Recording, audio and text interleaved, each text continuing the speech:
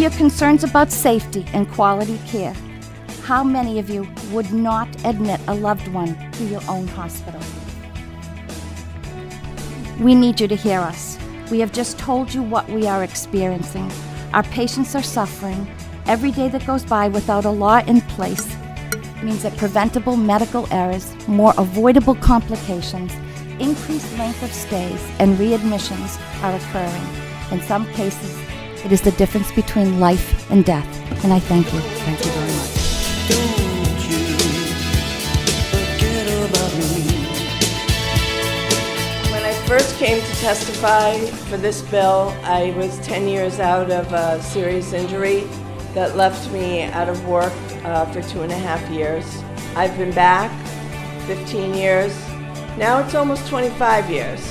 And I think it's absolutely absurd that we haven't gotten much farther than we have. A year after a beloved doctor was shot and killed inside Boston's Brigham and Women's Hospital, some staffers continue to have big concerns about workplace safety. We're not looking for metal detectors, we're not looking for x-ray machines, we're looking forward for common sense approaches to make the hospital facility safe for all. Former Boston Police Chief Daniel Linsky testifying before a state house hearing in favor of a workplace violence bill that would require healthcare employers to protect their workers. Chief Linsky was hired by Brigham and Women's nurses to evaluate the security at the hospital following the murder of Dr. Michael Davidson last January at Brigham. Almost every single person I work with, myself included, has been a victim of workplace violence. Karen Coughlin is vice president of the Mass Nurses Association and a registered nurse at Taunton State Hospital. In her testimony today, she said violent attacks in hospitals are on the rise across the state, and this legislation will provide much needed support. Now we must take the next step in protecting nurses, putting a plan in place that will prevent violence in our hospitals. I strongly encourage the Committee on Public Safety to support this legislation and help to ensure that hospitals are a place of healing and peace, not violence. Forget about me. Don't. Good evening, fellow nurses. Concerned legislators, and to all who stand with us today as we hold this vigil for patient safety and for pending legislation, the Patient Safety Act. I want you to know that as a registered nurse, I stand behind the work that you are doing. I stand for you in the State House, but most importantly, I stand with you on these issues.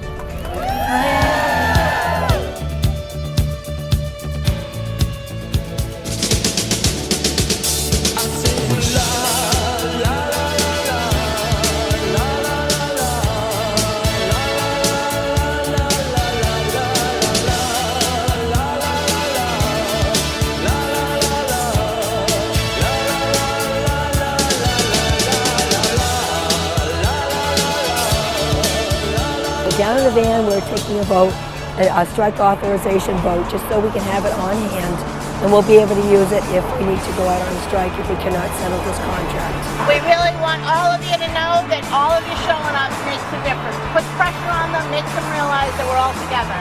I think we need to take the energy and keep it going. We're supposed to have a bargaining unit session next week with a mediator. That's Tuesday. Honestly, we have been trying to be as reasonable as we can, and the hospital just won't budge and just won't give us anything that will make us happy, will make us be able to find a contract we can agree to. So please keep it up. We appreciate it.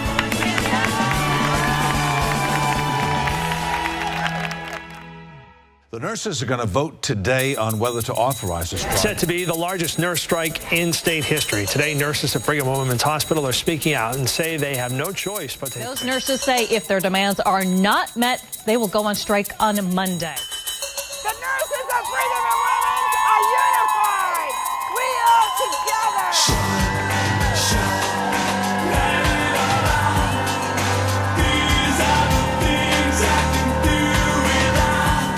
About 2,500 nurses from Brigham and Women's Hospital voted to go on a one-day strike.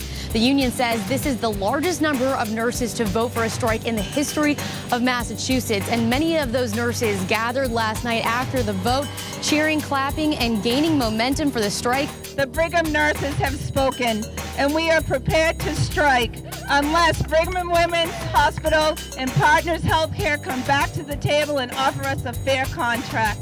We are the Brigham, 3,300 strong. Nurses thrilled to go to work today after reaching a tentative deal to avoid a strike. Both sides reached a tentative 3-year agreement, avoiding a one-day strike Monday morning, potentially crippling the hospital.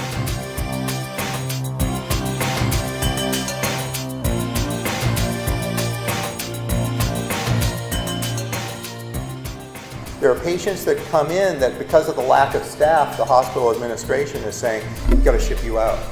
People who live in these communities who came to this hospital because it has a good reputation are being shipped out. I feel like the place I work and care for is being slowly pulled away from me.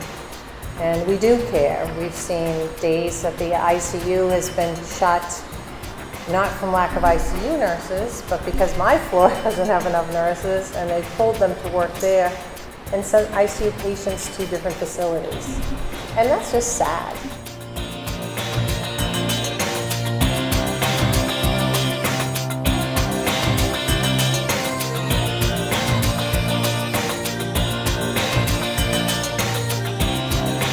I commit to you today, as I have in the past, to be by your side every step of the way, whatever needs to be done to make sure that law is followed and followed to the T, to make sure staffing ratios are as the law says they need to be.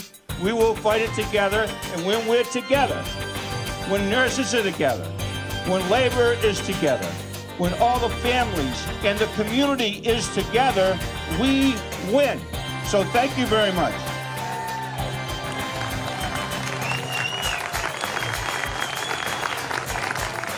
We need to stand up against injustice and make sure that the patients come first.